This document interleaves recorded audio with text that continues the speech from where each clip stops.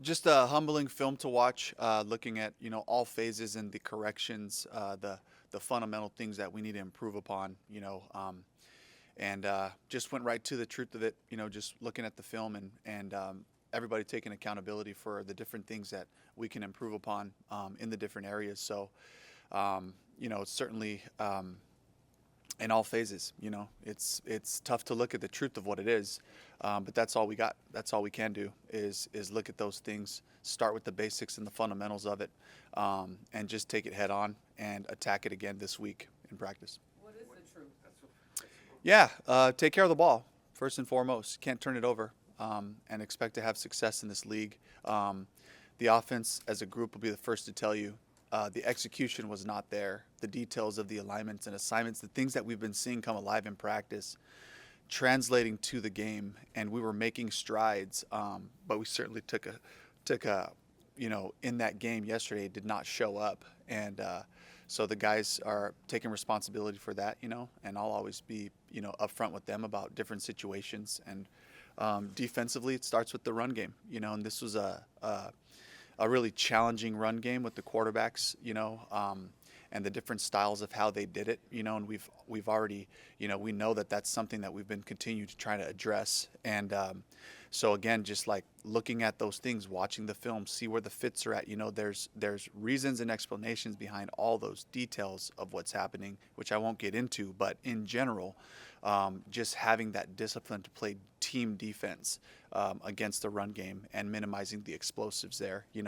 Special teams unit, I thought we covered pretty well. I thought their, kickoff return, they had some advantages on us, and we put the ball on the ground once on one of the returns. So the challenge for our group there in the kickoff and kickoff return, again, is just making sure we're getting to our landmarks and sustaining our blocks, keeping those penalty free. We've had a couple penalties on returns, so we got to clean that stuff up too.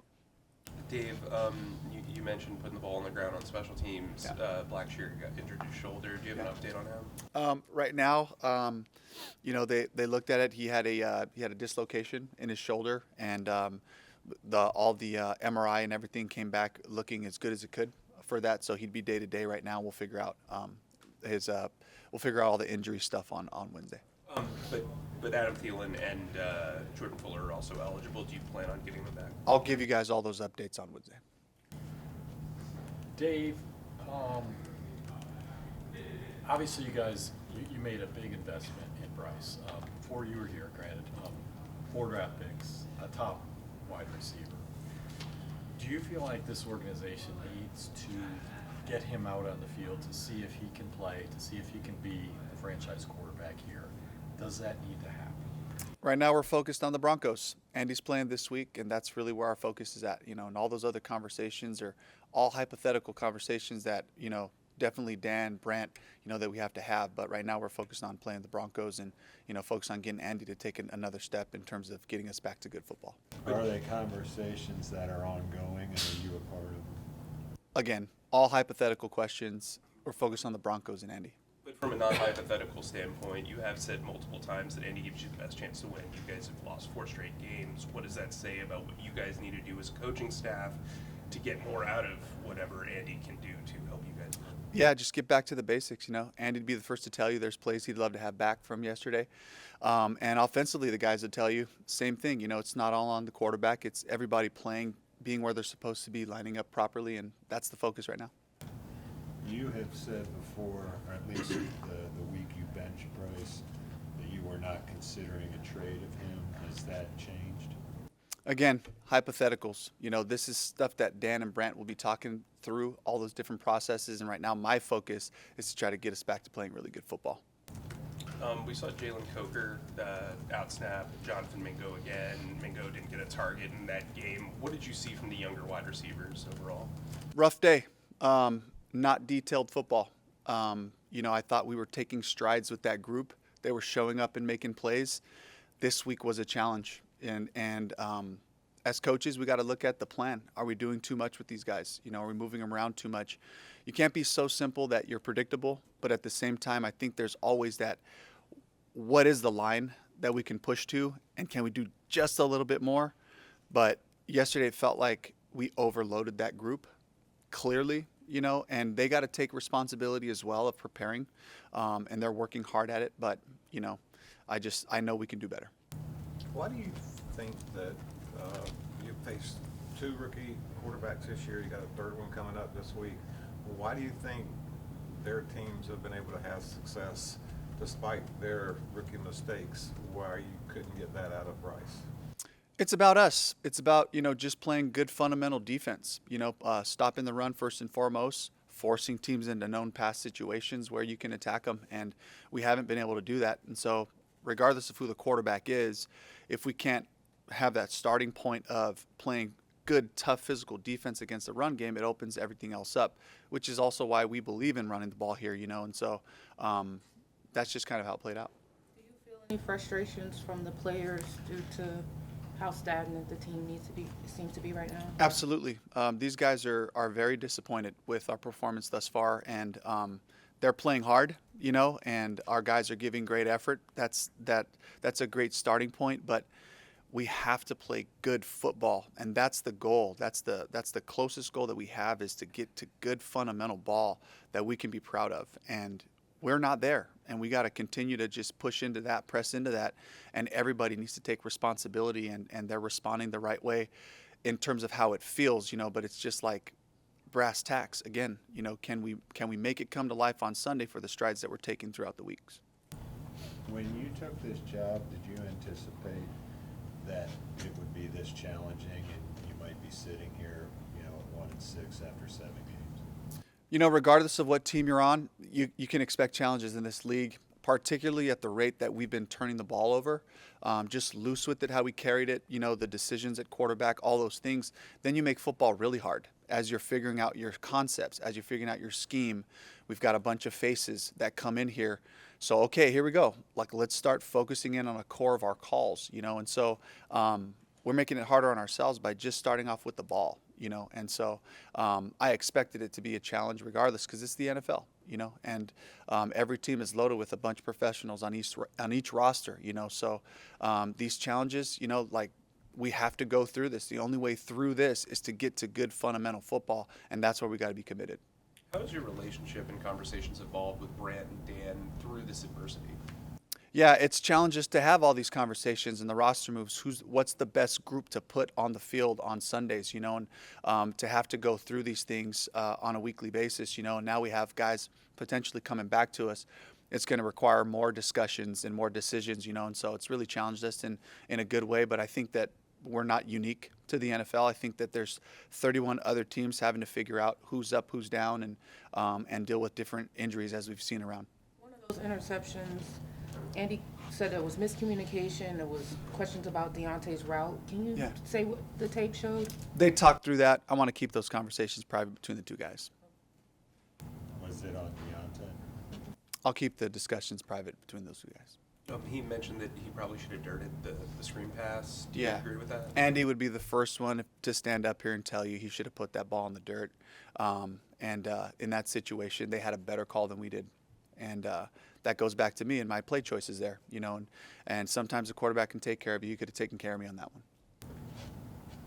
Dave, after you watched the tape, Shaw got his first significant game reps yesterday, snaps. What did you see from him? What can you kind of build on there? Yeah, a lot of high energy play. Again, just the discipline of his eyes, staying with his matches. Those are the things that we want to continue to see him improve on. But from snap one to his final snap of the game, he showed a lot of great energy and aggression out there. So I was really excited about where he's headed. How do you temper that aggression? Obviously, you had the hold and the PI. Yeah. When you review the tape, how do you get a guy to be maybe a little less handsy but still stay aggressive? Yeah, that's the discipline of it, right? Eyes and feet, so you have to make sure you're seeing what's happening, you react, and then, of course, just as you play to the ball, you're playing the ball instead of playing through the person. So these are all fundamental things that he's got to continue to improve on. Any position changes beyond quarterback that you're thinking about making a change because of performance the last few weeks? Not off the top of my head, but again, we're looking at everything. We're looking at how all guys are performing, and we have to do that on a weekly basis. Still pleased with the way Josh and Brady are filling in? Yeah, solid. You know, I think to start, I think Yash missed a few plays, and then he settled in and played good football. You know, I thought Brady had us targeted the right way in the protections in the run game for the most part. So I was pleased again just with those guys giving us a chance to be successful on offense. And I think they'll both tell you, you know, there's plays they'd love to have back. Dave, just to follow up one last thing on the quarterback situation. I think there's a faction of people out there that are like, because you guys haven't put Bryce back in, that you've lost confidence in him. And I just wanted you to address that. Have you guys lost confidence in him? This is about Andy Dalton. This is about playing the Broncos. This is about taking strides with our group that we have in, and that's really where the focus is. And that's what all I can give you right now. Why do you think Andy still gives you the best chance? Just in terms of how the progression of what we've been doing offensively, you know, I think that, you know, if you look at the collection of the games he's played, there's been some really good situational passing that have come out of it. We've had some explosive plays come out of it, you know. The offenses ran smoothly for the most part, you know, and you know, I'd love for us as a group, you know, Andy included, to find a way to finish, you know. And yesterday we didn't have a finish up. The game got out of hand so quickly, but the week before, just I think that's where we were headed. But now again, we have to address just fundamental execution, breaking the huddle, lining up properly, and finishing those plays. Dave, with Mariota going in and doing what he did yesterday, is there a succinct explanation to the defensive struggles after you've watched the tape? All the things that we've addressed already. It's the same deal, you know. It's stopping the run game, being really focused there, and then just communication on the back end and continuing to, you know, play together and make sure we pass those matches off and get the quarterback down. You know, we had a couple of good rushes. We didn't get the quarterback down, and both quarterbacks made plays by extending it. So finding a way to make sure that when we have those ops that we get the guy down. Dave, early in the game, you had a kind of a throwback wide receiver screen set up for Xavier. Yeah. What happened on that? You know, obviously the throw was poor, but where did that break down? Started off with the protection breakdown on the right side. Andy had a guy in his lap well before we're ready to set up to throw the screen. I thought Andy did a great job getting the ball off with the amount of time he had available. And at that point right there, it was like, you know, the emergency throw. We had it set up. If there was a chance we could get that ball into Xavier's hands, it was going to be a big play. But it all started with the protection up front. Given what the organization gave up for Bryce, you do understand the questions regarding his status with the franchise, right? Absolutely, completely sensitive to the questions, and they're not unfounded and unbased. But from my perspective, I'm trying to get a team to continue to take strides and take steps, and that's where my focus has to be. It has to be on getting Andy to play his best football with this group, a group that has showed promises, and then a group that has showed to struggle, and like, what is those struggles and what can I do as a coach to put ourselves in the best situation. So that's really where I can focus my energy on. Yep. Thank you.